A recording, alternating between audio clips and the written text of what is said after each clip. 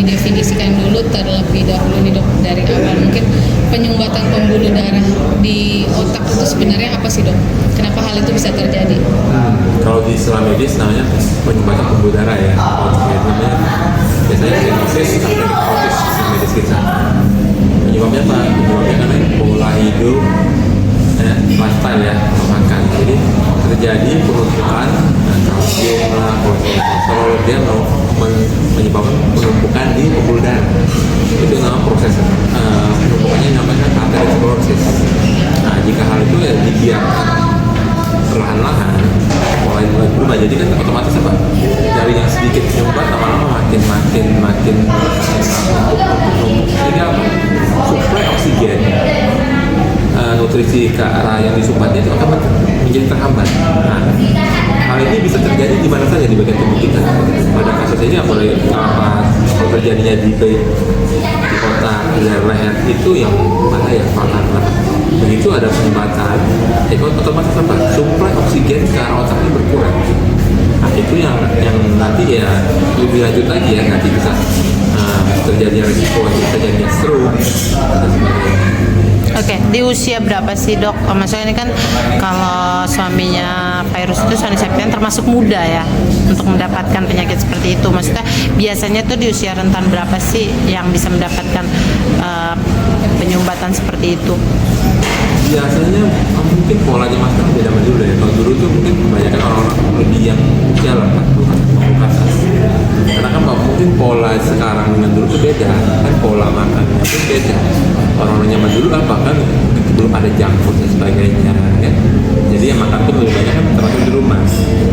Kondisi zaman sekarang kenapa banyak anak muda yang sering karena pola makannya instan dan sebagainya itu kan lebih menyebabkan risiko lebih besar. Jadi ya kalau ditanya posisinya mungkin sekarang ya umur 40 pun sudah risiko sebetulnya kalau pola makannya nggak betul ya, teratur itu resiko sekali. Apalagi sukanya yang instan, junk food dan sebagainya itu lebih triggernya lebih besar untuk terjadinya resiko penyumbatan. Dok, kalau di bagian leher itu dok, penyumbatan itu biasanya terjadi karena apa? Ada resiko yang berat nggak sih yang nanti bakal terjadi? Betul. Jadi kalau di leher otak kita anggap jadi satu. Kenapa? Kalau leher itu kan suplai oksigen kan ke leher ya. Leher itu berarti kan otomatis hubungan dengan otak. Nah, dia penyumbatan pembuluh darah arteri di leher. Otomatis apa? Jadi suplai nutrisi oksigen ke otaknya pun otomatis berkurang. Akibatnya apa? Kalau berkurang apa? Kalau suplai oksigen otak berkurang akhirnya apa? Terjadi itu nanti resikonya itu stroke, ada stroke iskemik, penyumbatan.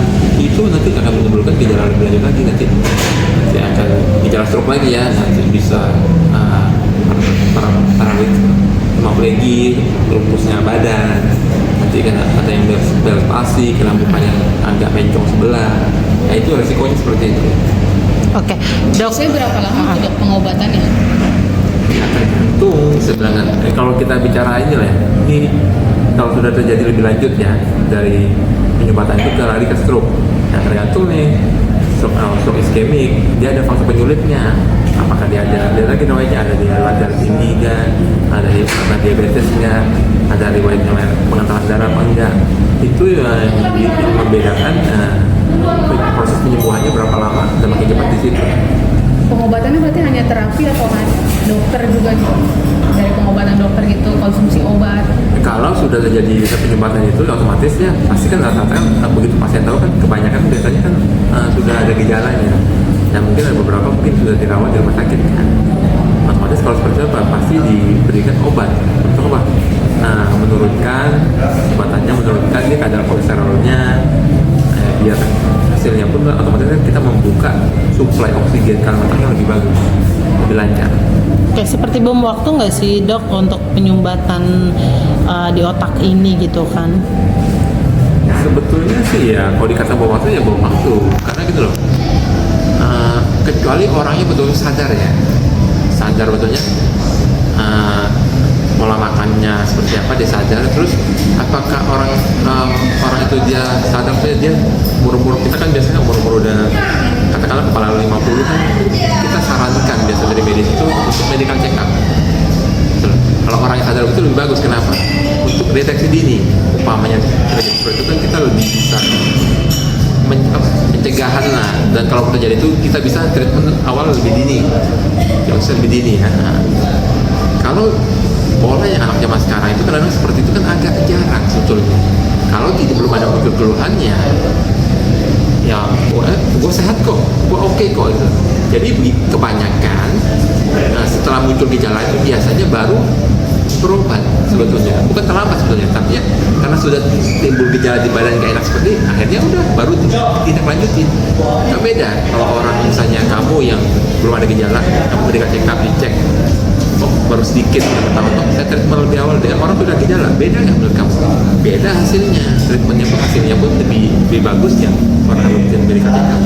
Oke. Seperti itu. Olahraga juga sangat mementingkan nggak sih dok untuk mungkin orang yang sudah terkena penyumbatan, dia jaga pola makan, olahraga juga bisa membantu juga nggak sih? Olahraga sangat membantu.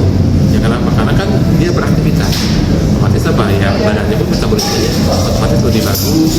Yang kita berarti otomatis begitu imun tubuhnya pun lebih sehat, lebih kuat daya tahan tubuhnya. Oke. Untuk terapi orang yang sudah terjadi penyumbatan seperti ini, tuh terapinya bagusnya apa sih dok?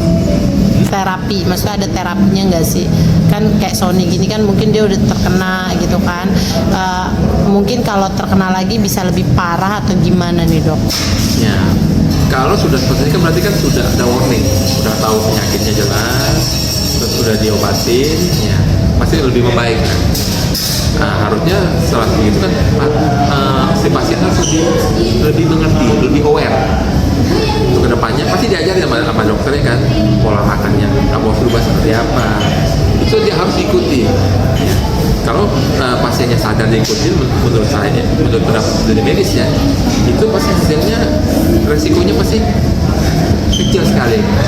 Tapi kalau pasien yang kebalikan ya, dia nggak aware, dia makin ya semangat remeh, ya itu kalau bisa terjadi bisa lebih berat. Nah, itu loh. Jadi tergantung pasiennya dia aware apa enggak. Sudah harusnya lebih bagus ya aware ya, sudah jaga pola hidup, pola makan lifestyle-nya. Otomatis itunya resikonya pun akan kecil sekali. Dok, untuk tipe-tipe penyumbatan di otak atau di penyumbatan di otak ini ada berapa tipe sih? Mungkin kan katanya ada juga yang langsung bisa mematikan gitu. Sekali terkena bisa langsung mati, seperti apa nih mungkin dok? Sebetulnya ini ya, kalau yang mematikan tuh ya yang agak resiko riskan, yang mematikan yang riskan tuh penyumbatan lebih ke arah otak dengan otak ya, leher dan otak lah kita jadi satu ya. Nah, di dunia medis seperti itu kan kita bilang ketika orang sudah muncul gejala itu namanya misalnya stroke. Di medis sendiri itu stroke dibagi dua, iskemik penyumbatan atau dia bleeding darah. Yang agak bahaya ini kalau dibanding dua ini ya yang perdarahan bleeding, tergantung bleedingnya penyumbatan perdarahannya di mana. Perdarahannya di batang otak, dia menekan sumsum respirasi pernapasannya, itu yang pasien bisa meninggal kalau tidak ditangani cepat. Jadi lokasinya tergantung lokasinya di mana, itu yang mematikan. Tapi kalau dia di stroke iskemik penyumbatan, kalau ditanganin ya lambat tanganin ya otomatis gejalanya dia lebih ada gejala sisanya. Tapi setahu medis itu dia jarang yang saat mematikan tidak itu tadi yang baik mematikan sekali kan. Oke dok.